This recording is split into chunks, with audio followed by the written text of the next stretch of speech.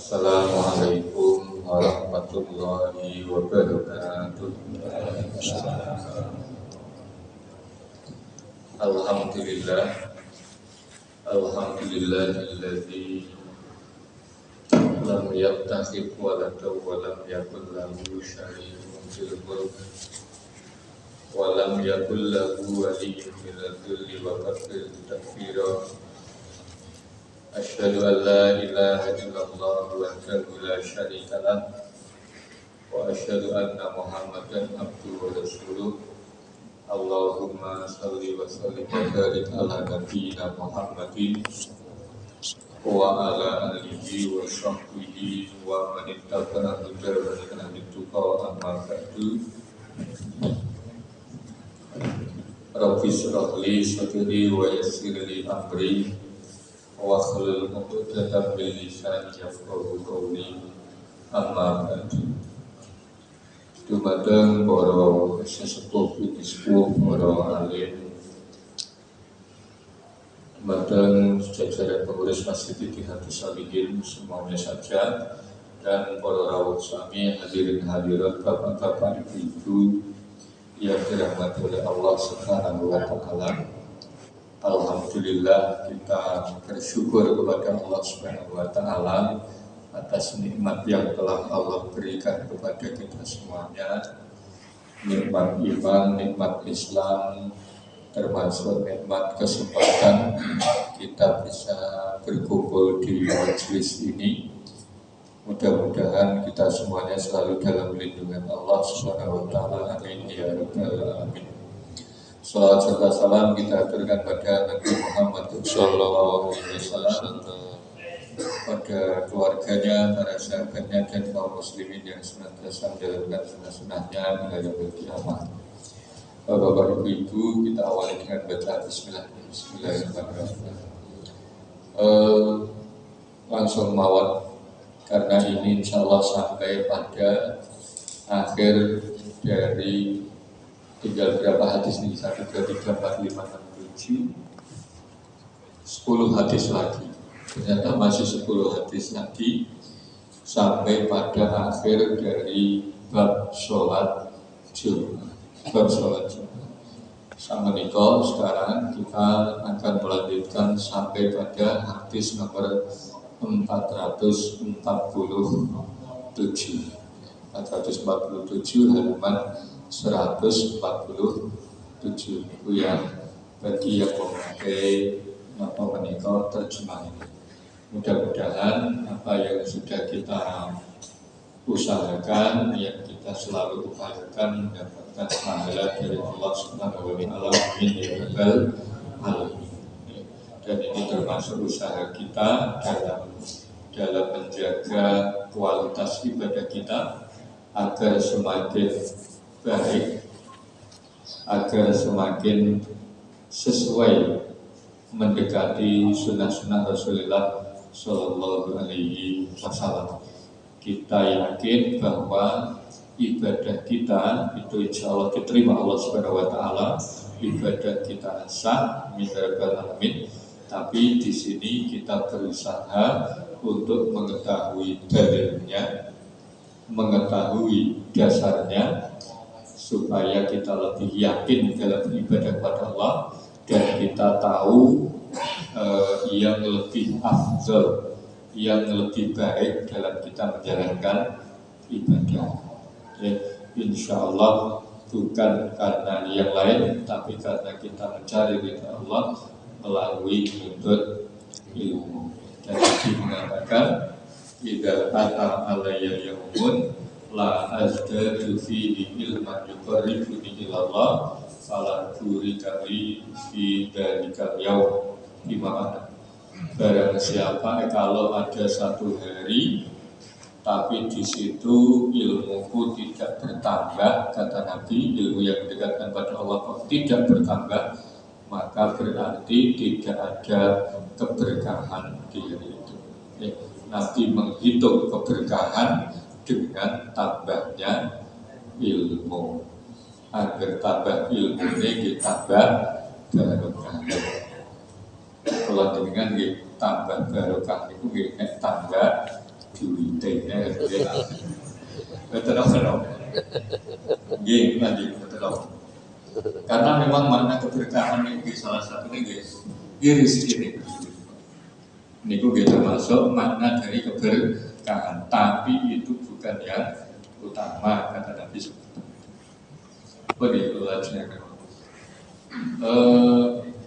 Hadis nomor berapa Pak Iwo? 447 ya. Nah, di sini saya nyoba baca syaratnya mawon. Jadi syaratnya mawon ini syarat itu artinya penjelasan. Artinya penjelasan supaya sesuai dengan kitab mawon. Kalau kadang mau dengan kesukaan ya jadi seperti itu. Sudah saya cari dulu.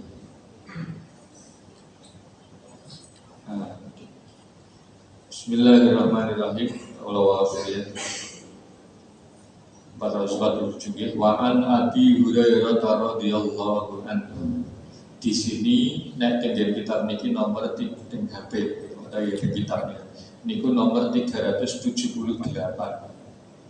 Sementara nek teng mriku sampun 447. Niku menunjukkan bahwa penomoran hadis itu memang terkadang satu kitab dengan yang lain, satu penerbit dengan yang lain, niku ada perbedaan. Terkadang satu hadis dihitung satu nomor, tapi terkadang dipecah menjadi 2 nomor. Niku biasa. Niku biasa. Jangan sampai menyamakan nomor hadis dengan nomor ayat dalam Al-Qur'an. Kalau Al-Qur'an itu lebih lebih kuat dalam ulama menyepakatinya. Karena Nabi Shallallahu Alaihi Wasallam sendirilah melalui malaikat Jibril, melalui wahyu dari malaikat Jibril dari Allah tentunya, niku setiap Ramadan niku mengkhatamkan Quran tasmih semangat kali malaikat Jibril itu setiap Ramadan. Kemudian meskipun nanti berbeda caranya, kemudian malaikat Jibril sendirilah, tentu ini datang dari Allah Subhanahu Wa Taala, yang memandu Nabi untuk meletakkan satu ayat di setelah ayat yang lain. Ayat itu kan boten urut, Pak. Turun ini bukan mulai dari Bismillahirrahmanirrahim kan bukan tiba-tiba ikra ya, ikra bismillahirrahmanirrahim lagi kalau harapan salamin alam 5 habis 5 berhenti tahu-tahu ya ayyuhal muzammil qumil laila illa ya ayyuhal mudaththir ya, surat al-mudaththir ya kata itu dan seterusnya. Tapi kemudian di akhir hayat Nabi SAW itu sudah diurutkan oleh malaikat Jibril, ayat ini taruh ini, ayat ini taruh ini, seperti itu. Kemudian jadi urut. Yang memberi nomor ayat itu adalah para ulama. Sehingga Al-Quran itu tidak pernah berbeda isinya, tidak pernah berbeda. Mulai dari turun sampai nanti sampai kiamat sampai selama-lamanya tidak pernah berubah. Adapun perbedaan itu terkadang perbedaan penomoran ayat. Misalkan surat Al-Fatihah ayat pertama itu Bismillah napa Alhamdulillah, dan itu memang berbeda. Karena memang yang menentukan adalah ulama. Tapi seluruhnya jumhur ulama sepakat bahwa Al-Fatihah berjumlah 7 ayat dan dimulai dari Bismillah. Itu menurut jumhur ulama. Adapun hadis penomorannya bisa berbeda-beda, Bahkan saya menyusun hadis sendiri ya boleh saja. Saya menyusun hadis, misalkan saya membuat kitab tentang jual beli. Kemudian kitab itu saya beri nama kitab Al-Baik. Baik itu artinya jual beli. Kemudian di dalamnya saya khusus memuat hadis-hadis tentang jual beli. Terus urutannya kalau sakarnya kalau ya salah boleh. Ya, Allah Taala lalu bisa belajar ini. Di sini hadis nomor 700 dan 378. Sehingga kalau banyak ulama tidak menghafal nomor hadis sekian di hadis Muslim, itu wajar-wajar saja. Tapi yang hafal pun sangat-sangat bagus. Hadis Ustaz Adi dari kan hafal satu nomor itu sangat-sangat bagus. Beliau penghafal yang sangat kuat. Radhiyallahu anhu, Allah meridai Abu Hurairah, anna Rasulullah sallallahu alaihi wasallam, bahwasannya Rasulullah sallallahu alaihi wasallam dzakara yaumal jumu'ah faqala fihi sa'atun la yuwafiquha 'abdun muslimun wa huwa qa'imun yusolli yas'alullaha azza wa jalla syai'an illa a'tahu iyyahu wa asyara biyadihi yuqalliluha. Muttafaqun alaih. Wa fi riwayatin li Muslim wa hiya sa'atun khafifatun. Lantasaken dari Abu Hurairah radhiyallahu anhu, satu kali Rasulullah sallallahu alaihi wasallam niku nate bahas tentang hari Jumat, bukan sholat Jumat ya, tapi Nabi membahas hari Jumat tentang keutamaan, sejarah dan lain sebagainya.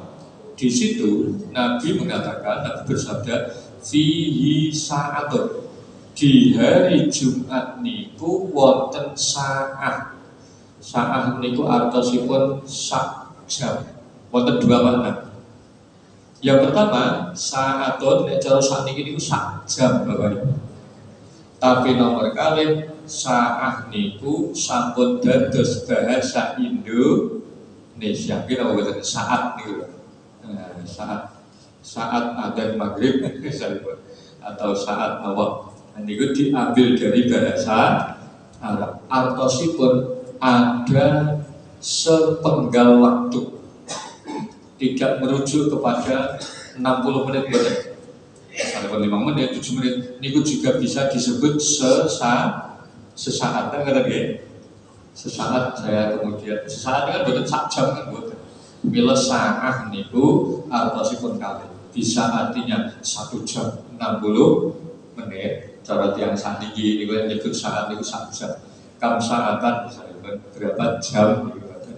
Tapi saat di sini yang dimaksud adalah sesaat.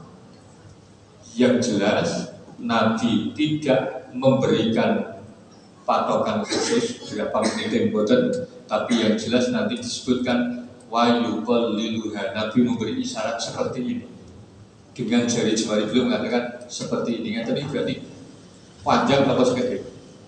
Segede. Macam di batang. Coba kira-kira. Berarti banyak yang boten-boten segede hanya sebentar. Fihi sa'atun, di dalam hari Jumat itu ada sesaat, sepenggal waktu. La yuwafiquha, yang tidak bertepatan abdun muslimun, seorang hamba yang muslim yang beragama Islam. Wa huwa qa'imun yusolli, si hamba muslim ini berdiri dan sholat. Teknologi yusolli, sholat. Kalau artikan sholat rumiyin, yas'alullah, meminta kepada Allah, berdoa kepada Allah. Tidaklah seorang muslim berdoa pas di saat itu meminta sesuatu illa aqtahu iya, kecuali Allah pasti mengabulkannya. Wa asyara biyadihi yuqalliluha. Kemudian Nabi memberikan isyarat, sembari Nabi memberi isyarat itu dengan isyarat sedikit. Jadi artinya nek kula urutaken, ada di hari Jumat itu selama seharian itu ada satu sesaat yang sangat pendek itu, yang kalau kita berdoa kepada Allah syaratnya harus muslim. Kalau kita berdoa kepada Allah pasti diijabai oleh Allah Subhanahu wa ta'ala. Lah kapan modale Nabi tidak memberikan keterangan secara jelas, artinya memang disembunyikan oleh Allah Subhanahu wa ta'ala. Jadi Kalau jelaskan sama gitu ya. Saya lanjutkan hadis yang setelahnya. Wa an Abi Burdah an Abihi, dari Abi Burdah an Abi radhiyallahu anhu, sami'tu, saya mendengar Rasulullah sallallahu alaihi wasallam yaqul, Rasulullah berkata sallallahu hiya ma baina an yajlisal imamu illa an tubdas sholatu. Waktu sebentar itu adalah ketika imam mulai duduk di tempatnya, belum naik ke mimbar, duduk di tempatnya sampai sholat Jumat selesai. Berarti hadis ini menjelaskan hadis sebelumnya. Nabi mengatakan ada satu saat yang pasti doa kita diterima oleh Allah Subhanahu wa taala. Kapan itu? Hadis yang pertama mengatakan antara imam duduk di tempatnya sebelum naik ke mimbar sampai imam selesai sholat Jumat. Ini tafsiran pertama. Tafsir ini diambil dari hadis Nabi Sallallahu Alaihi Wasallam. Dan dari hadis lain dari Abu Dawud wa Nasa'i dikatakan annaha ma baina sholatil asri ila ghurubisy syams. Ini tafsiran kedua, waktu yang ijabah itu terletak antara asar sampai dengan waktu maghrib di hari Jumat. Ya, ini berarti ada dua tafsiran terkait kapan sih waktu yang memang diijabah doa-doa kita oleh Allah Subhanahu wa taala.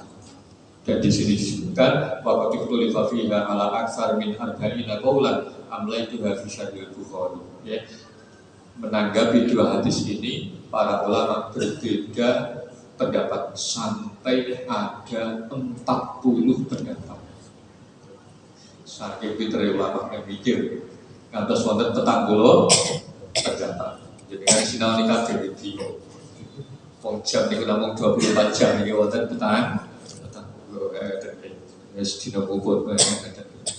Dari situ Bapak Ibu yang dirahmati Allah Subhanahu wa taala, ya, ini kula mau saran sepeda niki nunjukaken pilih satu keutamaan terkait salat terkait hari Jumat, betul salat Jumat. Kemarin sudah tersampaikan bahwa di antara yang dianjurkan itu adalah dengan membaca surat Al-Kahfi. Dan surat Al-Kahfi minimal kita membaca, betul minimal. Ulama menjelaskan Al-Imam Nawawi dalam kitab Majmu' Syarah Al-Muhadzab, kalau tidak salah, itu disebutkan 3 kali pas malam Jumat dan 3 kali pas hari Jumat siang. Niku nek saged 3 kali membaca Al-Kahfi. Ya satu kan, jadi gue ya. Waktu itu wadah wonten sing Al-Kahfi ping 3 pun. Boten. Al-Kahfi lengkap satu surat 3 kali 3. Nek boten saged 2 kali 2. 1 kali 1 kali. Nek tesih boten saged dicicil. Iki ingkang hobi kredit niku dicicil. Separuh nalikane dalu, separuh nalikane boten saged. Nah, tidak. Boten saged. Sing penting maos. Penting maos kali gede-gede. Wong dinten menika niku maos Quran. Yang penting maos Quran. Dadi maos Quran niku nek tesih ya tak turune Kanjeng Nabi ya tak niku tesih napa basa Jawane plegak lebu niku justru pikantuk ganjaran kali. Sepeda pikantuk ganjaran maos Quran. Nomor kali pikantuk ganjaran perjuangan. Oh nggih Pak, terus sinau. Penting plegak-pleguk malah pikantuk beli ayat. Plegak-pleguk niku biasane sak ayat mawon 5 jam ya. Niku kan. Ya, yang penting maos Quran, terutama nek pas Jumat niku membaca surah Al-Kahfi. Lah nek saged di malam Jumatnya ditambahi surat Yasin, tapi nek Yasin itu bukan malam Jumat mawon, tapi setiap malam. Asbaha maghfuran lahu, kata Nabi, barang siapa yang membaca surah Yasin di malam hari, asbaha maghfuran lahu, di pagi harinya Allah mengampuni dosa-dosanya. Itu bertindak Al-Kahfi tiap malam Jumat dan hari Jumat. Itu satu. Dan di sini Bapak Ibu alhamdulillah ini sekaligus iklan ya. Di sini di masjid ini insya Allah setiap malam Jumat habis maghrib atau isya habis isya ya Pak. Insya Allah kita mengadakan Al-Kahfinan bareng-bareng. Nah, itu alhamdulillah. Biasanya pun piyambakan itu kan kangelan. Rasa-rasa gitu ya. Iya sampai ketemu. Tapi nek sareng-sareng niku semangat. Antara semangat atau karek gadul, kan betul ketara. Mana tahu betul dong? Iya, supaya mau semangat gadul. Tinggi. Iya. 1-10 ayat, boleh nggak bu? Boleh Pak, boleh mawon. Monggo dilakukan. Menawi niku wonten keutamaanipun ya. Nah, nggih niku wonten keutamaanipun, tapi kula supe redaksi hadisipun. Dados kula dereng wonten maringi redaksi hadisipun. Saemut kula niku saged melindungi kita dari dajjal kan. Tapi memang kula kesupen redaksi nipun ngapunten. Insyaallah panggil kula padosaken hadisipun ingkang jelas. Sepados boten begitu. Nggih.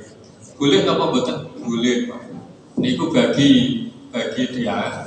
Apakah boleh setiap hari Jumat namung 10 ayat? Nggih, mboten maos nggih mboten napa-napa ning namung dibilang nggih. Sakite mok sedolos kok mboten napa-napa. Nek jenengan pas rasa-rasa malah utawi kepengin namung sedolos kok kepengin sekali-sekali lagi lengkap utawi pengen membiasakan monggo teng mriki. Niku setiap malam Jumat setiap habis isya niku mangke sareng-sareng nggih sareng-sareng supados tambah semangat nek gadul boten ketara.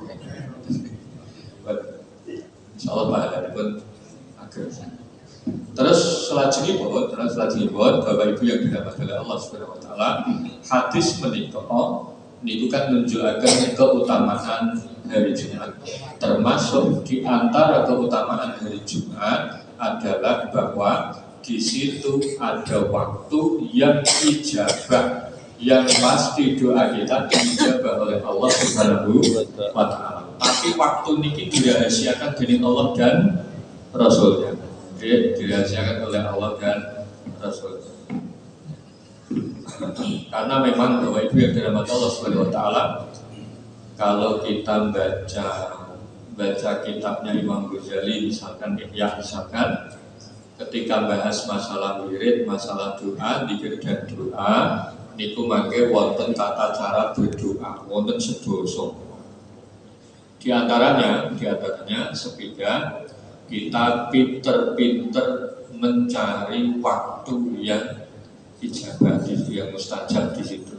Karena Allah itu mempunyai waktu yang mustajab, sebagaimana Allah juga memilih tempat di antara tempat yang sudah diciptakan, tempat yang mustajab. Misalnya pun di Raudhah yang terkenal, di masjid dan seterusnya. Adapun kalau waktu itu ya waktu misalnya pun waktu Jumat yang tadi waktu sholat, dan ada ulama yang mengatakan sesungguhnya ini hadis ulama kata juga ulama, sesungguhnya sholat itu Allah itu memilihkan untuk sholat itu waktu-waktu yang mulia. Allah kan sama menetapkan waktu sholat ya, duhur mulai ini jam 9, asar mulai bayang-bayang dan seterusnya yang sudah pernah kita bahas sama-sama. Di situ para ulama mengatakan itu adalah waktu yang utama. Allah sudah memilihkan sebaik-baik waktu untuk sebaik-baik ibadah. Maka di waktu-waktu yang baik itu jangan sampai kita melupakan untuk berdoa kepada Allah. Sehingga kita setiap selesai sholat yakinlah bahwa waktu sholat itu adalah waktu yang terbaik.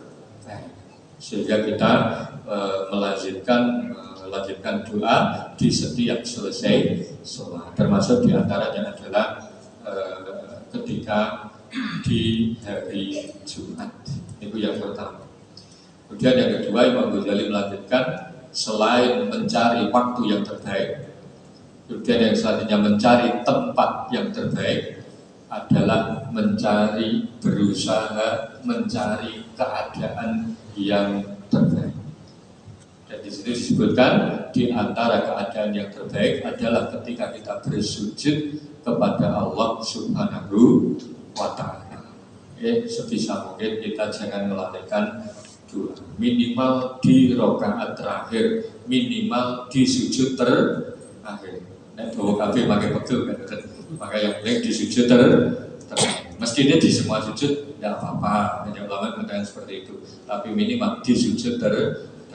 Akrabu ma yakunu abdu wa huwa sajid min rabbihi wa huwa sajidun. Yang paling dekat seorang hamba kepada Tuhannya adalah ketika dia sedang sujud. Kecuali memang pas sholat itu, kemarin konten pertanyaan mungkin dari sini lewat WA itu. Kecuali kalau sujud itu memang doanya harus memakai bahasa Arab. Harus memakai bahasa Arab. Ketika sholat harus memakai bahasa Arab. Ya Allah, nyuwun mobil batal batal. Allahumma inni as'aluka sayyaratan kasiratan kabiratan wasi'atan. Kalau nyuwun mobil sing gede dua bisa mboten apa-apa. Tapi bahasa Arab. Cuman memang doa yang paling bagus adalah doa yang ada di dalam Al-Qur'an, hadis, kemudian yang diajarkan oleh para ulama. Nek boten saged basa Arab, basa Jawa tapi di dalam hati. Boten kono boten kowe di dalam hati. Allah Maha mendengar. Padune ra iso. Ribet.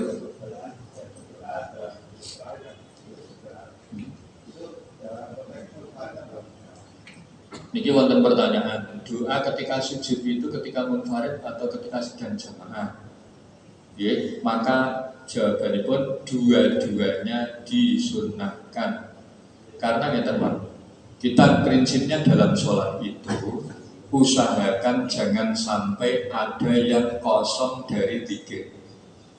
Yang kosong dari zikir. Ketika imam itu sujudnya lama, kemudian kita sudah baca Subhana Rabbiyal A'la, misalkan sudah 3 kali, terus 5 kali, sudah seterusnya, misalkan ada yang baca Subhanakallahumma, kan ada kayak Subhanakallahumma Rabbana bihamdika Allahumma firli, terus ditambahi kok terus imamnya sujud dengan ya. Maka ada kesunahan untuk membaca doa tapi berbahasa Arab. Itu ketika sujud, tidak ketika rukuk, ketika kita buat tenang, ketika sujud. Karena memang prinsipnya sholat itu tidak boleh sepi, tidak boleh kita dalam keadaan luang dari zikir itu. Tidak boleh. Itulah kenapa disunahkan kalau kita berdiri dari sujud, dari berdiri menuju rukuk, dari dalam sujud, usahakan bacaan itu memenuhi gerakan kita. Kan kata, itu sunnah itu. Allahnya dipanjangkan tidak apa-apa. Allahu Akbar. Kan kata, itu dibuat penuh. Betul kok Allahu Akbar suci kita.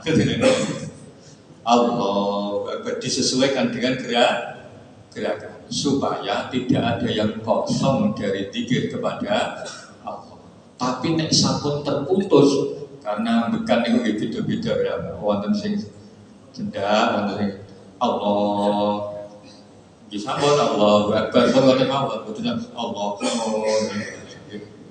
Niku sing kapan putus wonten Allahu Akbar, diusahakan memenuhi seluruh gerakan.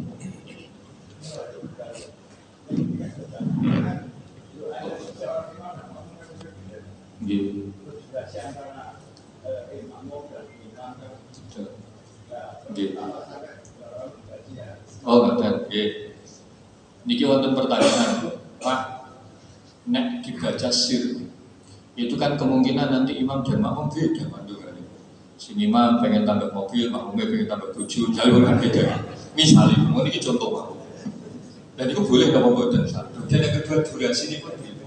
Satu, masalah perbedaan dengan imam, makmum dengan imam itu tidak masalah Pak, karena dalam sholat berjamaah itu ada yang harus ikut dengan imam, ada yang boleh berbeda dari imam. Salah satunya bacaan semuanya kita boleh beda.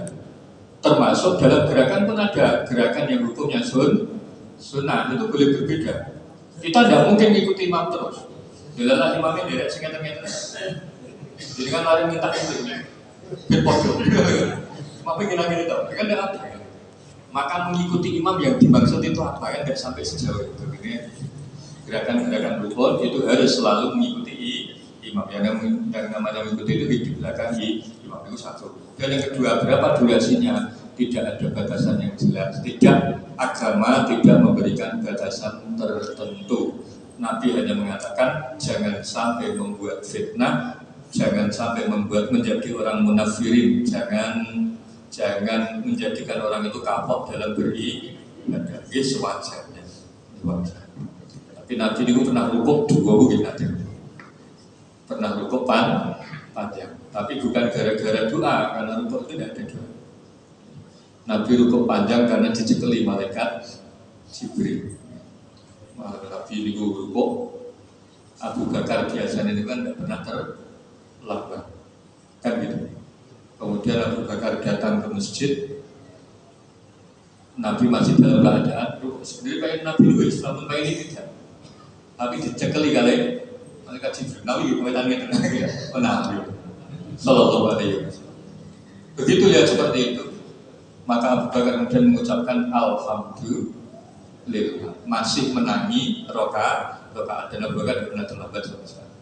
Itu kemudian yang menjadikan tuntunan membaca Sami Allahu liman hamidah. Mudah-mudahan Allah mendengar orang yang memujinya. Siapa yang memuji? Yang dimaksud adalah Abu Bakar. Itu ada dalam kitabnya Al-Imam Asy-Syarqawi ya, tidak salah itu bisa dikasih. Jadi sekali lagi ya tidak ada batasan khusus. Hanya saja perlu memperhatikan makmum, memperhatikan. Ada yang mengatakan sujud tidak boleh lebih lama daripada tahiyat. Tapi itu sebagian. Saya belum memastikan sendiri. Saya belum memastikan. Sujud tidak boleh lama dari tahiyat. Kalau yang jelas gerakan-gerakan yang tidak pokok jangan sampai melebihi gerakan yang pokok. Dulu sudah pernah saya bahas sebelumnya. I'tidal itu, saya kasih contoh ini. I'tidal itu kan sebenarnya pemisah antara rukuk dan sujud. Benar rukuk orang langsung sujud, kan ya lucu. Maka dipisah dengan i'tidal. Maka i'tidal itu berdiri ya. Tidak boleh lebih lama dari berdirinya ketika membaca Al-Fatihah. Bahkan dengan batal kalau lebih lama. Saya kasih contoh satu lagi. Duduk istirahat, ya pernah dengar duduk istirahat ya? Yaitu seseorang dari sujud menuju berdiri, ya, berdiri. Dari sujud menuju berdiri itu biasanya kan duduk dulu, baru kemudian berdiri. Nah, sujud yang tidak pokok ini jangan sampai lebih lama daripada duduk di antara dua sujud. Kalau itu di antara batasan-batasan yang mungkin perlu saya ingatkan. Allah Ta'ala. Ya, salah juga. Kemudian di sini dikatakan bahwa itu yang dirahmati Allah Subhanahu Wa Ta'ala ini gampang banget ya. Ini gampang banget. Arja sa'atan li sa'ati ijabah sa'atan. Arja sa'atin li sa'atin ijabah sa'atan. Yang menjadi kemungkinan besar di mana saat itu terjadi, yang paling diijabah itu terjadi yang pertama adalah ketika khotib menempati tempatnya. sampai khotib itu selesai dari sholat Jumat. Maka di situ ketika ada doa itu insya Allah diijabah oleh Allah. Ini tafsiran pertama. Tapi tafsiran kedua mengatakan bahwa waktu yang ijabah itu terletak antara asar sampai dengan maghrib, dan ini yang diamini, yang diikuti oleh banyak para sahabat. Sehingga sahabat zaman dahulu itu, Bapak Ibu yang dirahmati Allah Subhanahu Wa Taala, ketika selesai sholat asar mereka tidak beranjak dari tempatnya sampai sholat maghrib. Niku zaman dahulu. Banyak yang membiasakan seperti itu. Untuk apa? Untuk beribadah. Tidak ada yang berbicara.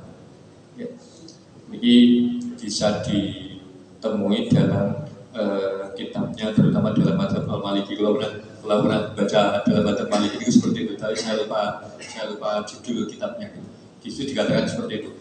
Banyak para sahabat yang membiasakan untuk tetap di masjid setelah asar sampai dengan maghrib. Lakon betul.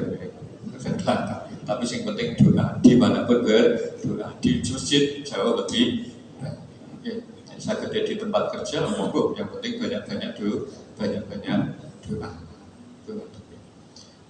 Kemudian selanjutnya sambut. Dan di antara hadis Nabi yang berkaitan dengan ini, kalau berkaitan ja'a fil hadis yustajabu lil abdi ma lam yada' bi ismin aw qati'ati rahmin. Setiap doa hamba itu pasti diterima oleh Allah Subhanahu Wa Taala, asalkan bukan doa yang membawa dosa. Dan doa untuk memutus silaturahim itu tidak akan diijabah oleh Allah Subhanahu Wa Taala. Doa sing dosa niku nggih mohon supados dosane lancar. Niku tidak diterima oleh Allah Subhanahu Wa Taala. Ya Allah, mugi-mugi korupsi kula lancar. Amin. Mugi-mugi barokah. Boten diterima dening Gusti Allah. Yang kedua, doa untuk memutus silaturahim. Niku hukumipun haram sangat. Memutus silaturahim. Kalau buku cai itu misalnya padahal niku memutus silaturahim. Sebenarnya wonten penjabaran lain tapi tidak perlu. Contohnya nggak, mendoakan orang jelek itu boleh apa? Boleh nggak apa? Nek rata-rata pendapatnya boleh nggak? Kalau niku nggih, betul saya bingung kan. Terus terang ngomong. Kadang niku muni asal, kadang niku muni mendoakan keburukan untuk seseorang. Itu memang dalam satu kasus ada yang dibolehkan, ada yang tidak. Dalam satu kasus ada yang dibolehkan. Karena Nabi sendiri itu ya pernah mendoakan keburukan untuk orang lain. Tapi kalau sesama Muslim boleh apa? Yang mendoakan orang kafir keburukan boleh, apalagi misalkan melaknat kan memang ada hadisnya. Kemudian ada doa kunut dan seterusnya kan tentang bila diri seperti itu, melaknat orang-orang yang dalam peristiwa diri maunah dan seterusnya. Allahumma nawar dan seterusnya. Tapi kalau mendoakan saudara kita buruk itu boleh. Kalau nanti mungkin sempat jadi dengan mengulang bab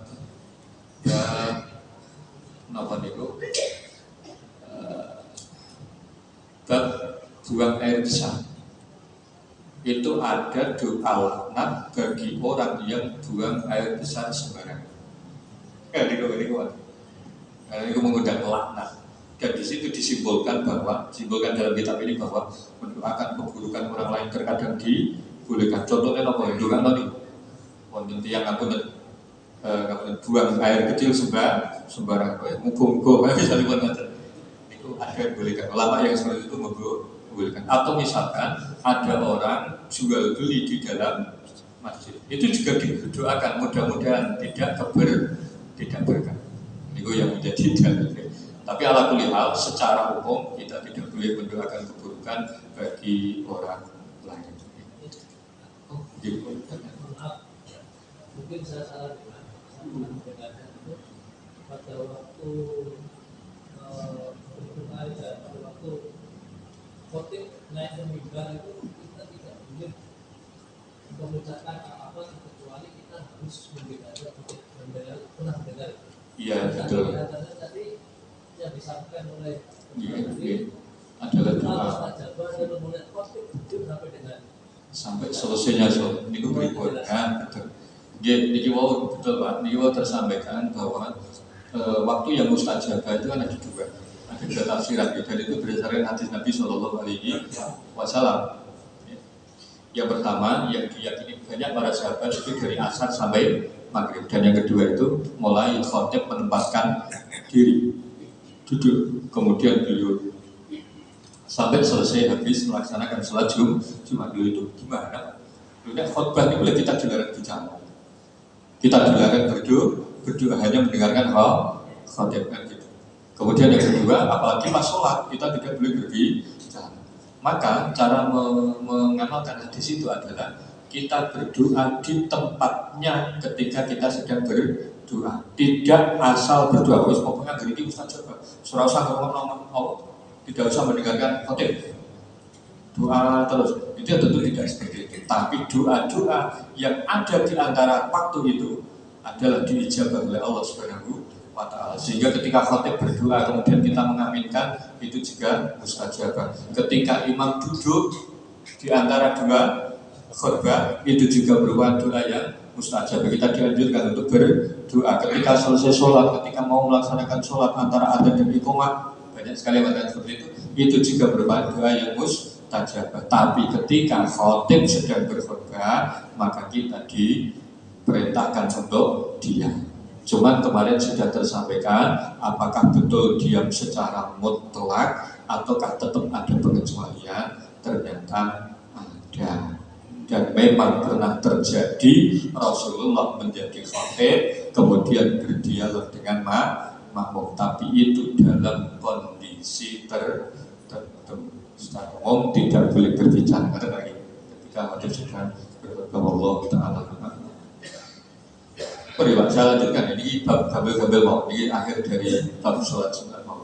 Selanjutnya ini sing susah, sholat khauf. Sholat khauf ini sholat nalikane dalam kondisi takut, dalam kondisi perang. Ini kira-kira makin dikaji lah, dikaji lah. Kalau sing kangelan, buat nanti ngelampai bareng, mungkin buat nanti ngelampai. Sholat khauf, tapi insya Allah kita lalui dengan sebaik mungkin maksudnya dijelaskan sesuai dengan apa yang diminta pada Allah. Kalau lanjutkan, wa Jabir radhiyallahu anhu, ini sama di sana kurang sedikit itu.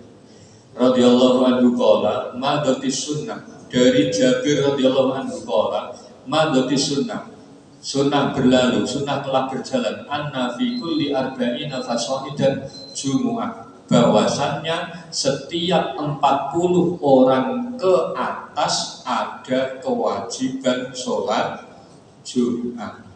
Berarti kalau di mafhum khulafah, berarti kalau kurang dari 40 tidak ada sholat Jumat. Hadis inilah yang dipakai oleh mazhab Syafi'i, yang mereka berpendapat bahwa Jumatan itu harus 40 ke atas bersama dengan imam. Semuanya harus orang yang wajib Jumatan. Ini dalilnya. Tapi yang lain, kenapa? Beliau juga berpendapat bahwa tidak pernah dari awal sampai akhir Nabi melakukan sholat Jumat sementara jamaahnya kurang dari 40. Tidak pernah Nabi melakukan sholat Jumat jamaahnya kurang dari 40. Bahkan ketika ada perintah Jumatan pertama kali, Nabi itu dereng sakit melakukan sholat Jumat di Mekah.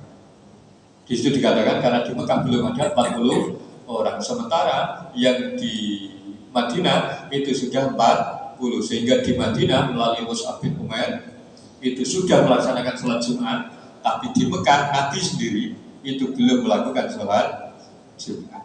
Itulah yang kemudian jadi dasar bahwa sholat Jumat harus 40 ke atas.